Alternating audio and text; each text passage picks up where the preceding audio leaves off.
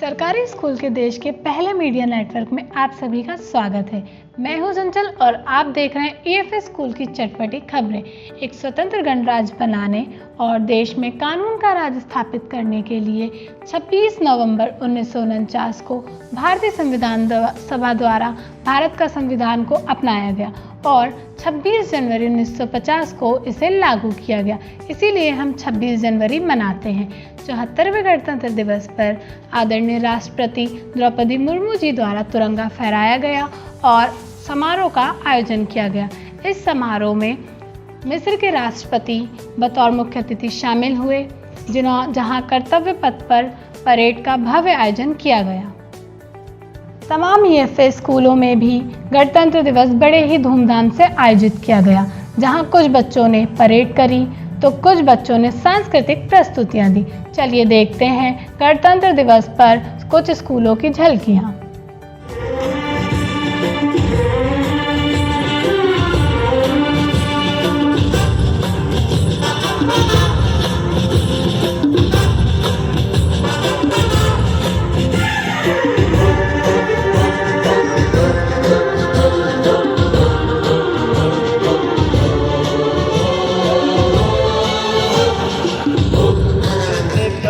बरसे पानी, कभी नए पैकेट में बेचे तुमको चीज पुरानी, फिर भी दिल है हिंदुस्तानी, फिर भी दिल है हिंदुस्तानी, फिर भी दिल है हिंदुस्तानी, फिर भी दिल है।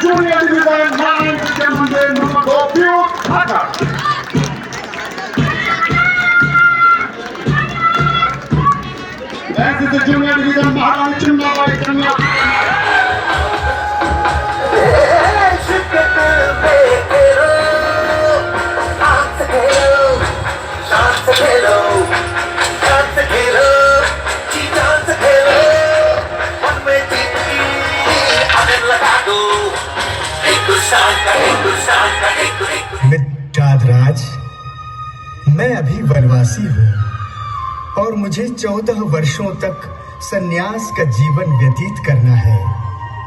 इस कारण मैं तुम्हारे यहाँ नहीं चल सकता। परंतु प्रभु। निषाद राज जी, भ्राता को आराम करने दीजिए, बाकी सब हम आपको बताएंगे। तो प्रभु, आपके विश्राम की व्यवस्था कहाँ पर करूं? यहीं पर निषाद राज। गणतंत्र दिवस के साथ साथ उसका अगला दिन भी बेहद खास रहा, क्योंकि 27 जनवरी 2023 को हमारे देश के माननीय प्रधानमंत्री श्री नरेंद्र मोदी जी द्वारा बच्चों के लिए एक खास कार्यक्रम का आयोजन किया गया, परीक्षा पे चर्चा, जिस कार्यक्रम को देश के प्रत्येक स्कूल के बच्चों ने देखा और परीक्षा से जुड़ी विभिन्न चीज़ों को जाना। हमारे ईएफएस स्कूल के बच्चों ने भी इस कार्यक्रम को स्कूल परिसर से लाइव देखा। देखें हमारी खास रिपोर्ट स्कूल अपडेट्स में।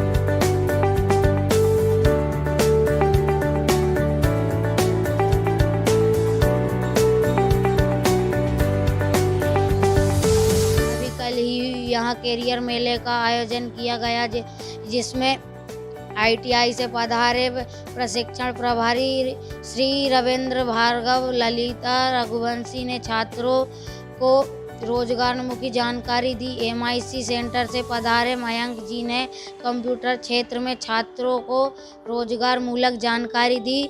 संस्था में वार्षिक उत्सव का आयोजन दिनांक 21/1/2023 में 23 से 30/1/2023 तक किया जा रहा है, जिसमें विभिन्न गतिविधियों का आयोजन किया जाएगा। इसी तारतम्य में खेल गतिविधियों के अंतर्गत दिनांक 21/1/2023 को तो हमने अभी देखा कैसे EFS स्कूलों में गणतंत्र दिवस मनाया गया और जाना प्रधानमंत्री जी के साथ परीक्षा में हुई चर्चा के बारे में और देखा EFS स्कूलों में हो रही विभिन्न गतिविधियों को।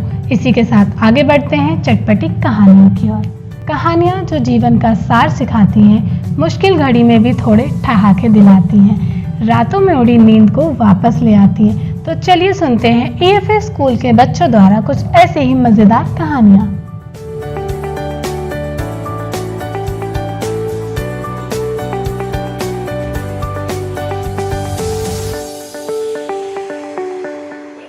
बात है, बादशाह अकबर और बीरबल उनके महल के सामने स्थित तालाब के किनारे टहल रहे थे। तब बादशाह अकबर के मन में एक विचार आया। उन्होंने बीरबल से कहा, बीरबल हमारे मन में एक विचार आया है, क्यों ना हम एक प्रतियोगिता आयोजित करें जिसमें जो भी व्यक्ति इस ठंडे पानी के तालाब में रात भर खड़ा रहेगा, हम उसे मुँह मांगा इनाम देंगे। बीरबल ने कहा, महाराज यह तो असंभव है। महाराज का जब दूसरे दिन दरबार लगा तो उन्होंने अपने दूत से कहा कि दूत, जाकर के नगर में ढिंढोरा पिटवा दो कि जो भी हमारे महल के सामने स्थित ठंडे पानी के तालाब में रात भर खड़ा रहेगा उसे हम मुँह मांगा इनाम देंगे। मैं सावित्रीबाई फुले से संबंधित एक कहानी सुनाना चाहती हूँ। सावित्रीबाई फुले भारत की पहली महिला शिक्षक, कवियत्री, समाज सेविका जिनका लक्ष्य लड़कियों को शिक्षित करना रहा। सावित्रीबाई का जन्म 3 जनवरी 1831 को महाराष्ट्र के एक दलित परिवार में हुआ। मात्र 9 साल की उम्र में उनकी शादी क्रांतिकारी ज्योतिबा फुले से हो गई। उस वक्त ज्योतिबा फुले सिर्फ 13 साल के थे। पति क्रांतिकारी और समाज सेवी थी, तो सावित्रीबाई ने भी अपना जीवन इसी में लगा दिया। और बहुत समय पहले गंगा के किनारे एक जंगल में 4 दोस्त रहते थे, खरगोश, सियार, बंदर और ऊदबिला। चारों में बहुत ही अच्छी मित्रता थी। सभी दोस्तों ने एक दिन ऐसा फैसला लिया कि चलो हम कुछ ढूंढ कर लाते हैं और उसे दान करेंगे। तब चारों मित्रों ने कुछ ढूंढने के लिए अपने अपने घर से निकल पड़े। गुरु ज्ञान का सागर होते हैं। वे अपने अनुभव और ज्ञान से सफलता के रास्ते बताते हैं।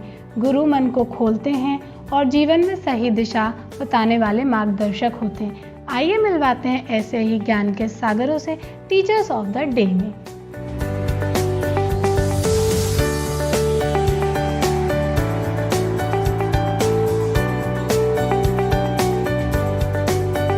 आप हैं श्री मुकेश दुबे सर। नमस्कार। आप हमारे विद्यालय में कृषि संकाय के व्याख्याता हैं। सर, आप कब से पढ़ाने का कार्य कर रहे हैं?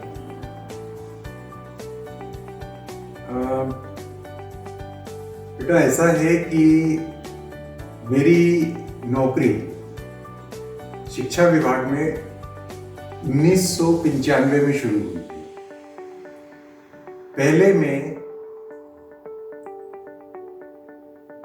पढ़ने के बाद में दूसरी जगह काम करता था, लेकिन 1995 से मैं स्कूल में आके पढ़ाने लगा। इस स्कूल में है सर आप आराम से? नहीं बेटा, मेरी नौकरी कई जगह पर रही है। जैसे जब शुरू किया था तो मेरी पदस्थापना हुई थी खंडवा जिले में। निमाड़ का एक जिला है खंडवा, वहाँ हुई थी। उसके बाद में फिर मैं डाइट, जिसको अपन कहते हैं जिला शिक्षा एवं प्रशिक्षण संस्थान, वहाँ रहा। उसके बाद में कई उत्कृष्ट विद्यालय जिनमें सीहोर, नसरुल्लागंज, इछावर, वहाँ काम किया। शिक्षा मिशन में भी मैंने काम किया और जिला शिक्षा अधिकारी कार्यालय में विधि प्रमुख के रूप में भी मैंने पढ़ाने के साथ साथ काम किया। उसके बाद में 2010 में मैं इस स्कूल में आया था, तब से मैं यहीं पढ़ा रहा हूँ। क्या आपको मालूम है 2023 में सबसे ज़्यादा जनसंख्या होने वाला देश हमारा देश भारत ही है। आइए जानते हैं ऐसी ही अनोखी खबरों को डू यू नो में।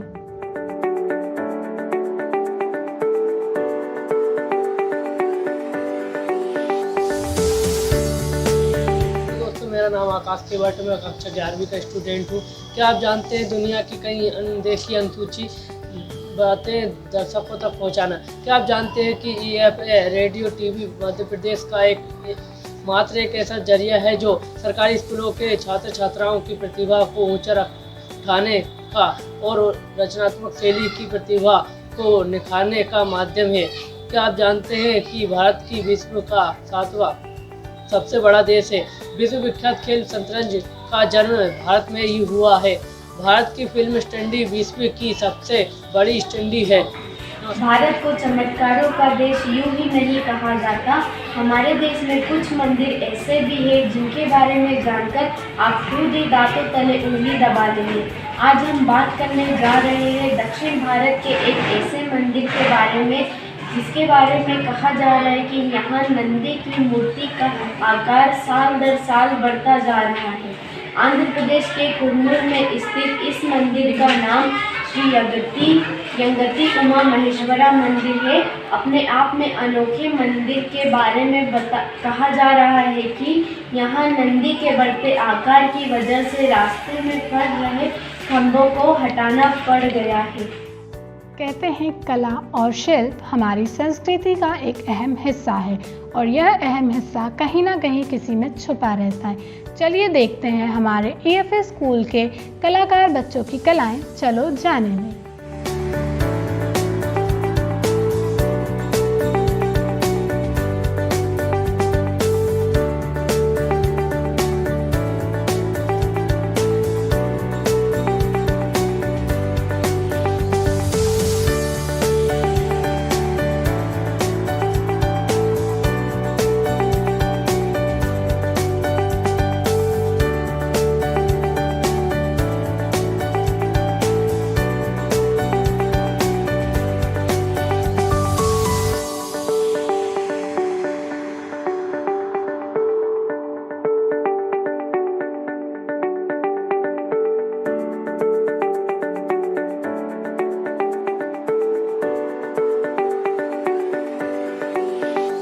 पहला बताएं किस देश में 1000 से कम लोग रहते हैं?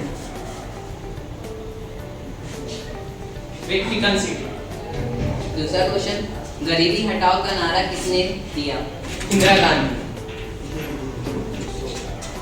कौन सा जानवर पानी पीते ही मर जाता है? कंगारू। AC कमरे में सोने से क्या? मोटापा। बल्ब की खोज किसने की? खेल कूद में बचपन बिताना नहीं रहता था मस्ती का ठिकाना। तो आइए हम जानते हैं बच्चों के साथ शिक्षकों के बचपन के किस्से व कहानियाँ, जहां हम जानेंगे उनके बचपन के बारे में, हंसी खेल व ठहाके और उनके बचपन से कुछ मिली सीख हमारे इस सेगमेंट बचपन की बातों में।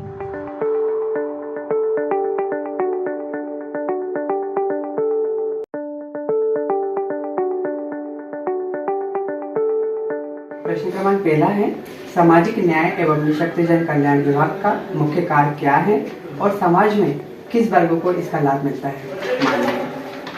सामाजिक न्याय एवं निःशक्तजन कल्याण विभाग हमारे समाज के ऐसे लोग जो किसी या किसी प्रकार से पीछे रह जाते हैं, जैसे चाहे वो निःशक्त हो, दिव्यांग हो या फिर फाइनेंशियली बैकवर्ड हो, उन सभी को हेल्प करने के लिए डिपार्टमेंट है। और इसका मुख्य उद्देश्य उनको एक मॉनेटरी बेनिफिट देकर के समाज की मुख्य धारा में जोड़ना है। इसके माध्यम से हम सभी लोगों को अलग अलग प्रकार की पेंशन देते हैं, जिसमें मुख्य रूप से इंदिरा गांधी विधवा पेंशन, इंदिरा गांधी वृद्धावस्था पेंशन, इसके अलावा निःशक्त पेंशन, दिव्यांग पेंशन के अलग अलग तरह की पेंशन दी जाती है। सर, आप एक उत्कृष्ट शिक्षक एवं समाजसेवी होकर राज्य शिक्षक अवार्ड से सम्मानित है। मैं जानना चाहती हूँ कि आपने शिक्षक के जीवन को क्यों चुना? शिक्षक के जीवन चुनने का मूलभूत कारण जो है वो ये रहा कि मेरे पिता खुद एक अच्छे शिक्षक हैं, और जब वो शिक्षकी कार्य कर रहे थे और मेरा बचपन उनके साथ गुजर रहा था, तो उनका मान सम्मान और ये सब देखकर उसने मुझे बहुत प्रभावित किया, और बचपन से ही शिक्षक बनने की तमन्ना मेरे मन में आ गई। शिक्षक की कार्य करते हुए समाज सेवा करने में कैसा लगता है, और आप ये दोनों काम कैसे कर पाते हैं? वास्तव में दो काम है ही नहीं, ये दोनों काम एक ही है। शिक्षक जो है एक अच्छा समाज सेवक होता है, क्योंकि वो राष्ट्र का निर्माण करता है। IAS, डॉक्टर, इंजीनियर और एक अच्छे समाज का निर्माण शिक्षक ही कर सकता है। राज्य शिक्षक अवार्ड आपको किन उपलब्धियों के कारण प्राप्त हुआ? विभिन्न गतिविधियों के साथ साथ रसायन शास्त्र में विभिन्न नवाचारों के लिए मुझे पुरस्कार प्राप्त हुआ है। लगभग 30 से 40 नवाचार मेरे रसायन शास्त्र की टीम में हैं। जब आपको अवार्ड मिल रहा था तो आप अपने अंदर कैसा महसूस कर रहे थे?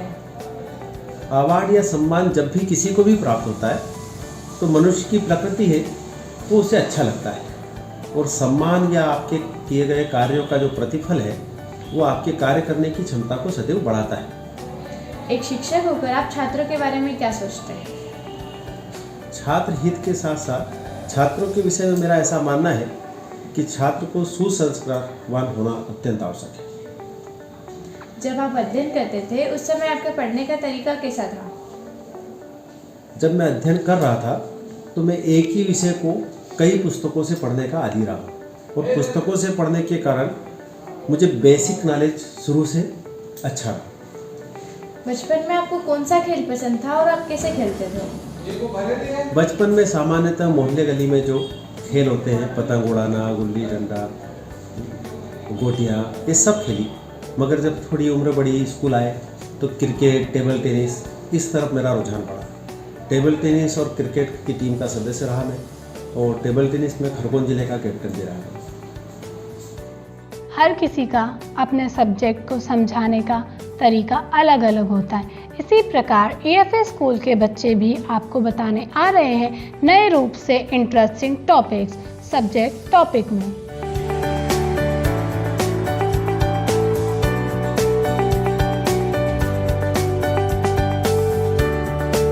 मैं आज अपनी अंग्रेजी के बारे में कुछ बताना चाहती हूँ। अंग्रेजी में वर्ड ऑफ साइंस के बारे में कुछ चर्चा करेंगे। इंट्रोडक्शन, वर्ड ऑफ साइंस में सबसे पहले इंट्रोडक्शन आता है। इंट्रोडक्शन में अपना इंट्रोडक्शन होता है, सभी कुछ परिचय देना पड़ता है। फिर मीन्स ऑफ ट्रेवलिंग में बस, ट्रेन, बाइक, बस, एरोप्लेन, हेलीकॉप्टर वगैरह आदि चीज़ें होती है। मेडिकल ऑफ साइंस में सारी बीमारियों का इलाज होता है। हमें कहीं जाना नहीं पड़ता, आजकल हर जगह पर डॉक्टर वगैरह सब उपलब्ध होते हैं। कही हुई हर बात मन से हो ये बात ज़रूरी नहीं, पर चिंतन क्या है ये बात ज़्यादा ज़रूरी है। परीक्षा आने वाली है, सभी बच्चे अपने पालकों से अपने मन का चिंतन कर रहे हैं। इसी प्रकार हमारे EFA स्कूल के बच्चे भी कर रहे हैं मन की बात कैमरे के साथ। चलिए जानते हैं उनके हाल के बारे में।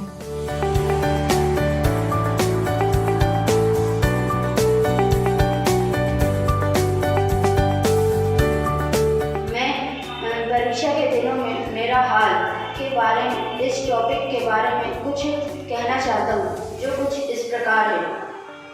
जब परीक्षा बहुत पास आ जाती है तो हमारे मन में बहुत डर सा लगने लगता है, क्योंकि हमने जिस साल भर में कुछ भी पढ़ा नहीं होता है, जिसके कारण हमें परीक्षा में बहुत डर लगता है। जब हम परीक्षा के लिए तैयारी करते हैं तो हमें ऐसा लगता है कि किस विषय में हम ज़्यादा समय दें और किस विषय में नहीं, क्योंकि कुछ विषय बहुत कठिन होते हैं, जैसे मैथ्स, बायो इत्यादि जो विषय हैं वो बहुत ही कठिन होते हैं और उन्हें समझ पाना बहुत ही कठिन होता है, क्योंकि उन्हें टाइम ज़्यादा देना पड़ता है। जब उन्हें अतिरिक्त टाइम देंगे तभी हम उन विषयों से मुक्ति पा सकते हैं, उस डर से मुक्ति पा सकते हैं। जैसे कि आप सब जानते हैं कि विज्ञान संकाय के इतने सारे विषय बहुत ज़्यादा कठिन होते हैं, जिनका कम समय में अध्ययन करना बहुत ही कठिन होता है। और परीक्षा के समय में हमारी हालत जैसे कि बहुत बेकार हो जाती है। हम अपने सारे सिलेबस को एक साथ ऐसे तैयार नहीं कर पाते, इसलिए हम लोग चाहते कि जल्द से जल्द अपना सिलेबस कंप्लीट कर सके। शॉर्ट नोट्स बनाना चालू कर देते हैं, पर फिर जैसे जैसे एग्ज़ाम की डेट पास में आती है तब हम लोग अपने टीचर से गाइडेंस लेना चालू कर देते हैं कि मैम अब हम कैसा करें। और उसकी इतनी ज़्यादा टेंशन हो जाती है कि कई बार हमारी हेल्थ पे भी असर पड़ता है। पर जैसे कि मैं अपनी मम्मी के साथ रहती हूँ तो वो मेरे खाने पीने का अच्छे से ध्यान रखते हैं, और जैसे मेरी तबीयत ख़राब हो जाती है तो डॉक्टर को बुला लेते हैं, जिससे मेरी हेल्थ पे कोई असर नहीं पड़ता। जैसे कि बच्चों के एग्ज़ाम जो है जो नज़दीक आते हैं, उनके मन में बहुत सारी जो है समस्याएं उत्पन्न होती हैं। क्या उन्होंने जो तैयार किया है वो ठीक से वो कर पाएंगे या नहीं कर पाएंगे, वो काफ़ी है या नहीं। अच्छा, आपने तैयारी के लिए कोई विशेष अपना चार्ट बनाया है, कोई टाइम टेबल आपने निश्चित किया है कि आप क्या टाइम में क्या करेंगी? हाँ, जैसे कि सुबह उठने से, व्यायाम करने से हमारी शारीरिक एवं मानसिक क्षमता जो है वो अच्छी रहती है, जिससे हमारे पढ़ाई में भी मन काफ़ी अच्छा लगता है और हमारा शरीर भी स्वस्थ रहता है, जिससे हम परीक्षाओं के लिए बेहतर ढंग से उन्हें दे पाते हैं।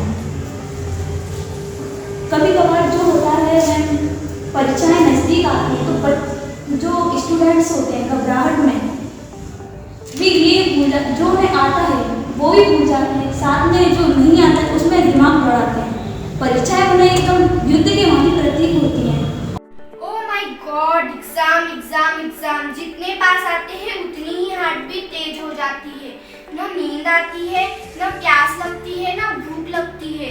हर तरफ कहीं मैथ्स के क्वेश्चन, कहीं इंग्लिश की, कहीं अल्फा, कहीं बीटा, हर जगह कुछ ना कुछ ही दिखता रहता है। एक प्रकार से मुझे तो एग्जाम एक भूत की तरह दिखता है। जब भी बुक खोलती हूँ तो ऐसा लगता है मुझे सब कुछ याद है, लेकिन जब भी बुक बंद करती हूँ तो सोच में पड़ जाती हूँ कि इसका आंसर क्या होगा और उसका आंसर क्या होगा। तब लगता है कि मुझे तो कुछ भी याद नहीं, अब क्या करूँ। जब पढ़ते पढ़ते मेरी तो कभी कभार नींद भी लग जाती है, और एक बार तो मुझे एक सपना भी आया था कि मैं एग्जाम हॉल में पहुँच ही नहीं पाई और एग्जाम हो गया। एक कवि के जीवन का सार होती है कविता, बढ़ते बचपन की याद होती है कविता, सुखों और दुखों का राज होती है कविता। चलिए सुनते हैं EFA स्कूल के बच्चों द्वारा ऐसे ही कुछ कविताएं।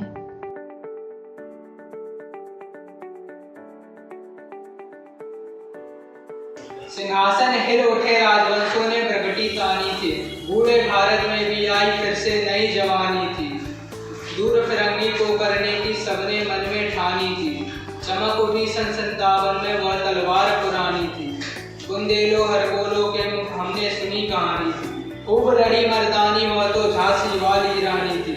लक्ष्मी मैडम ने एक तर्ज की पद सुनाए हैं, मैं आपके सामने उसको प्रस्तुत करूँगा। मधुर गुनगुना कर कहराता कौन कहानी ये अपनी, मुरझा कर देखो गिर रही यह पत्तियां कितनी घनी। मैम ने बताया कि कथा सम्राट प्रेमचंद्र जी ने अपनी पत्रिका हंस में जब साहित्यकारों के आत्मकथन पर विशेषांक किया तो जयशंकर प्रसाद ने अपना आत्मकथन देने से मना कर दिया, परंतु उन्होंने एक कविता दी। जानकारियाँ तो हमें ऑनलाइन प्लेटफॉर्म्स पर भी मिल जाती हैं, पर सबसे महत्वपूर्ण जानकारियाँ हमें हमारे आसपास के जुड़े लोगों से, उनके वातावरण से मिलती है। और ज़रूरी नहीं कि जो जानकारी हमारे पास है वह पूरी हो, इसलिए आ रहे हैं पूरी जानकारी के साथ हमारे EFA स्कूल के बच्चे ज़रूरी जानकारी में।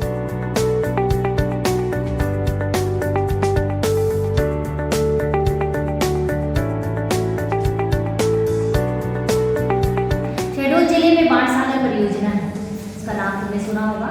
ये बाणसागर परियोजना किस नदी पर बना हुआ है? शहडोल जिले में सोन नदी निश्चित रूप पर ये बाणसागर परियोजना सोन नदी पर बनी। शहडोल जिले में और भी बहुत कुछ है। यहाँ सबसे ज़्यादा खनिज कौन सा पाया जाता है? शहडोल जिले में कोयला खनिज सबसे ज़्यादा पाया जाता है। इस इसकी खदानें कहाँ पर हैं शहडोल जिले में? सुहागपुर, अमलई। निकोला टेस्ला का जन्म 10 जुलाई 1856 को हुआ था और वो भी ऑस्ट्रेलिया में, परंतु बाद में उन्होंने अमेरिका की नागरिकता ग्रहण कर ली। निकोला टेस्ला एडिसन के लिए भी काम किया करते थे। उन्होंने एडिसन के आविष्कारों में अपना महत्वपूर्ण योगदान दिया है, परंतु निकोला टेस्ला इतने सफल नहीं हो पाए। आज विज्ञान में उनका बहुत कम नाम जाना जाता है। निकोला टेस्ला की ख्याति एडिसन से कम नहीं थी, परंतु एडिसन सामाजिक व्यवहार को समझते थे, इसलिए उन्हें सामाजिक ख्याति मिली। परंतु निकोला टेस्ला केवल विज्ञान को समझते थे, उन्होंने कभी सामाजिक ज्ञान को समझने की कोशिश नहीं की। निकोला टेस्ला ने तो अपने जीवन में अनेक खोजें करी, परंतु प्रमुख उनमें से एसी, बिजली चलने वाली motor, voltage waves, Tesla waves आदि इनकी प्रमुख खोजें हैं। जैसे कि आपको पता होगा प्लास्टिक सर्जरी जैसे मेडिकल साइंस वगैरह में होती है। प्लास्टिक सर्जरी खोज भी हमारे भारत में ही हुई है। दुनिया में सबसे ज़्यादा शाकाहारी लोग हमारे भारत में ही निवास करते हैं। वैसे तो बहुत सारी जगह रहते हैं, पर सबसे सर्वाधिक लोग हमारे भारत में ही निवास करते हैं। भारत विश्व की तीसरी सबसे सक्रिय सेना है। विश्व का सबसे बड़ा कुंभ का मेला। अपने अंदाज की बात ही अलग होती है। कभी खेलते हुए नाचना तो कभी गाते हुए नाचना, हंसना हंसाना और अपनी एक्टिंग से किसी को बुद्धू बनाना, ऐसी बातों की तो बात ही अलग होती है। ऐसे ही बातें लेके आ रहे हैं हमारे EFS स्कूल के बच्चे अंदाज अपना अपना में।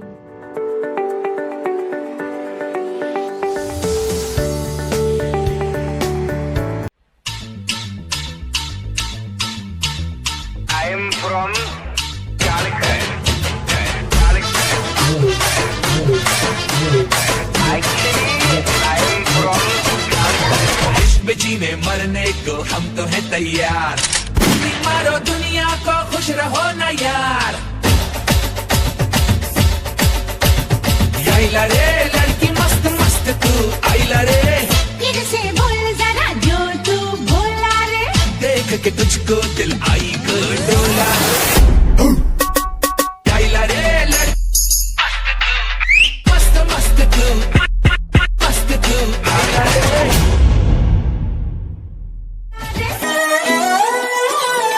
नजरें मिलते ही नजरों से नजरों को चुराए, कैसी ये हया तेरी जो तू पलकों को झुकाए। रब जो पोशीदा है उसको निहारे तू, और जो गर्विदा है उसको टाले तू। तेरी झलक शर्फी श्रीवल्ली नैना मदक बर्फी,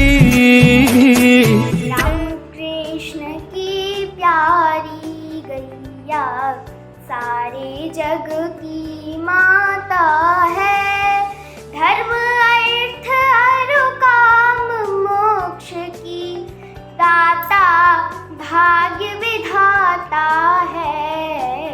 राम कृष्ण की प्यारी गैया, नंदगांव गोकुल बरसाना, गौ से शोभा पाते हैं। भारत की शोभा कायों में प्रथम नाम ये आता है। वतन को जगा कर जो खुद सो गए, सलाम उन शहीदों को जो खो गए।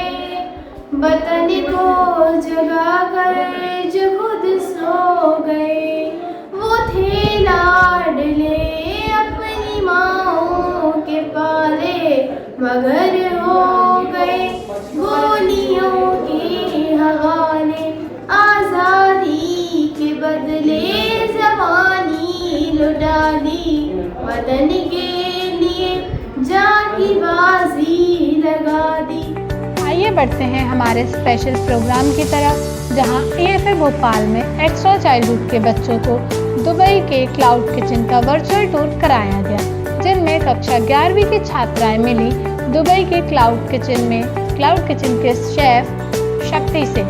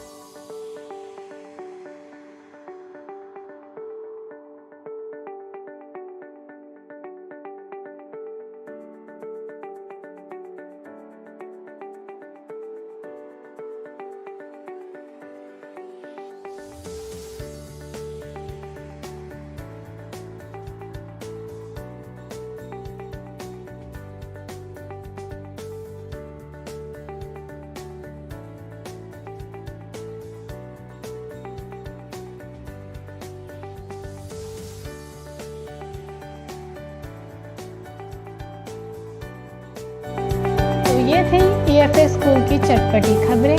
आज के लिए इतना ही। तो हमने देखा कैसे ये 53 स्कूल के बच्चे पढ़ाई के साथ साथ कला, संस्कृति, वाचन और कौशल को बढ़ावा दे रहे हैं, जो इन्हें सबसे अलग बनाता है। इस बुलेटिन के लिए हम आभारी हैं EFA स्कूल के डायरेक्टर, मीडिया सेंटर के डायरेक्टर, तमाम EFA स्कूल के प्रिंसिपल एवं शिक्षकगण का। जुड़े रहिए हमारे साथ, फिर लौटेंगे कुछ चटपटी खबरों के साथ। धन्यवाद।